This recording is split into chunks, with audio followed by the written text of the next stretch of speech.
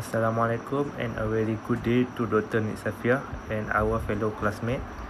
Today our group will present a current issue related to Islamic management entitled Profit over People, Combating Toxic Workplace through Islamic Management in the IR 4.0 era.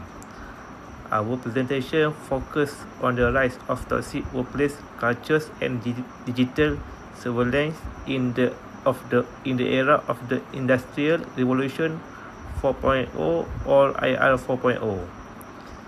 In today's modern working environment, advanced technologies such as artificial intelligence, employee tracking system, and digital monitoring tools are increasingly used by organizations to improve productivity and performance. However, despite this technological advancement, many employees are experiencing unhealthy and stressful working conditions. Excessive monitoring, unrealistic expectations, workplace bullying, and pressure to constantly achieve targets have contributed to the growth of toxic workplace cultures. This is my group member, Group 11, Muhammad IZZAT bin Muhammad HIZIR, 302209. Muhammad ADLI bin Muhammad AZMAN, 305580. Norman bin Muhammad SHAH, 304918. AIRRUL SHAZWAN bin KARININ, 303984. And Muhammad bin Masirin, 304800. What happened? Recently, there has been a global surge in workplace burnout, toxic leadership, and employee exploitation. With the rise of IR 4.0, some organizations are using advanced technologies like AI monitoring, constant connectivity, and automated performance tracking to squeeze every drop of productivity out of their workers. Instead of empowering employees, these tools are creating high-stress environments where humans are treated like machines, completely stripping away the psychological well-being and dignity of the worker. Who is involved? This issue involves top-level management and corporate leaders who implement these aggressive policies. The employees who suffer from the physical and mental toll of a toxic environment, and ultimately society as a whole, which bears the burden of a burnout workforce. Thank you. Let's look at the root causes and the devastating impact of this issue. Why did it happen? The second interest of curricular capitalistic approach to management where the ultimate goal is profit maximization at any cost. It often fails in the core function of management, specifically the leading and controlling. Then is through fear and control, through exercise, technological surveillance (IR) 4.0 tools rather than trust and mutual respect. They ignore the component of human psychology, forgetting they separately have spiritual, emotions, and social needs, not just economic ones. So, what are the impact? The impact of human psychology is severe. We see rising rates of depression, anxiety, and quiet quitting. Organizationally, it leads to high turnover rates and a breakdown of teamwork. From an Islamic perspective, this toxic environment destroys ukhuwah, brotherhood in the workplace. When management oppresses workers, it disrupts the harmony of the organizations and remove the barakah blessing from the business area. So that's all for me. To solve this, we must look at the issues from an Islamic management perspective, discuss the issue from an Islamic point of view. In Islam, management is not just an administrative task, it is an amanah, which is trust, and an act of ibadah.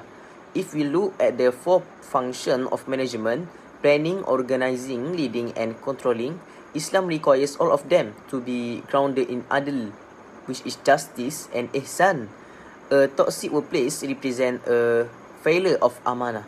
Furthermore, we must apply the Maqasid Syariah, which is objective of Islamic law in management.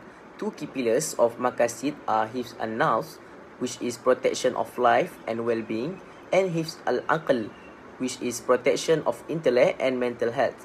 A management style that drives employee to severe mental breakdowns directly violates Maqasid Syariah, while IR 4.0 brings great efficiency. An Islamic manager must ensure these technologies are used to ease the burden of workers, fulfilling the maqasid of protecting human dignity rather than exploiting them. Moving on to our personal reflection as a group. How do we feel about it? So we feel deeply concerned and quite empathic toward workers who face these harsh conditions. It is disappointing to see modern organizations, even some in Muslim majority countries, blindly adopting ruthless corporate cultures without filtering them through our own rich Islamic values. However, we also feel a strong sense of hope and motivation. Studying Islamic management makes us realize that as future business leaders, we have the framework to do better. We don't have to choose between a successful business and treating people well. Islamic management proves that both can be achieved simultaneously. And then, as students learning Islamic management, this topic opens our eyes to the importance of balancing efficiency with ethics. A company may achieve high profit in the short term, but without good values and proper treatment of workers, long-term harmony and sustainability will eventually be affected. We also feel inspired because Islamic principles provide clear guidance on leadership, justice, trust, and responsibility. These principles remind us that a good leader is not someone who only gives instructions, but someone who cares for the welfare of their employees and creates a positive working environment.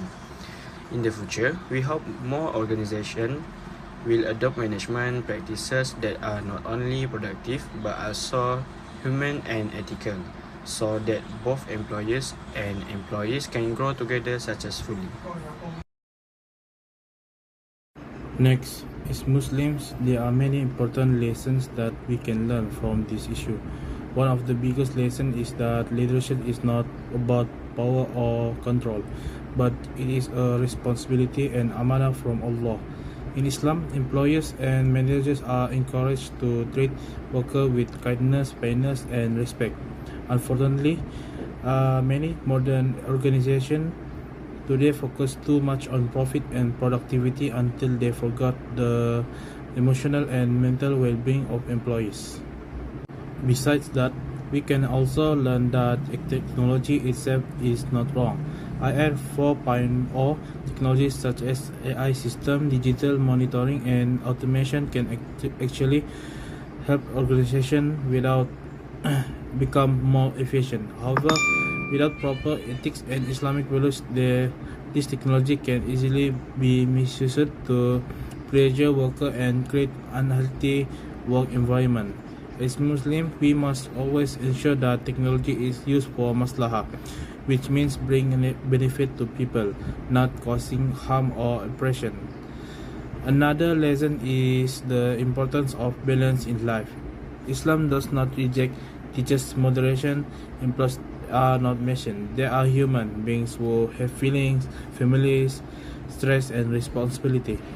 A good Muslim leader should care not only about work but also about the welfare and mental health of workers. The Prophet Muhammad sallallahu alaihi wasallam also showed us the best example of leadership through compassion, patience, and humility. This teaches us that true success in business is not measured only by money or achievement, but also by barakah, justice, and the positive impact we create on society. To conclude, toxic workplace culture has become a major issue in today's modern working environment, especially in the era of IR 4.0, where technology is rapidly developing. While technology can improve efficiency and organizational performance. It should never remove humanity, compassion, and ethics from the workplace. When organizations focus too much on profit without considering employee well-being, it can lead to stress, burnout, depression, and loss of motivation among workers. From the Islamic perspective, management is not only about achieving targets or controlling employees, but it is also about fulfilling amanah and protecting humanity dignity. Islamic management emphasizes values such as justice, compassion, mutual respect, and responsibility. These values are very important in creating a healthy and harmonious workplace environment. As Muslim professionals and leaders, we should apply Islamic principles in our management practice and decision making. We must ensure that technological advancement is balanced with moral values and human well-being.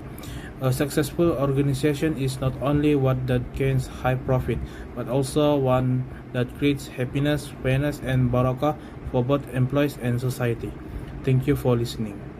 In conclusion, every organization must realize that employees are not machines that only exist to increase productivity, but they are human beings with emotion, mental health, and personal responsibility. A toxic workplace may give short-term profit, but in the long run, it destroys teamwork, loyalty, and the overall performance of the company. Islam teaches us that the best leadership is leadership that brings benefit, fairness, and peace to others. Therefore, by combining modern technology with Islamic values, organization can build a working environment that is not only productive and competitive, but also ethical, caring, and full of barakah. Hopefully, as future leaders and employees, we can become agents of positive change in creating a healthier and more human workplace culture.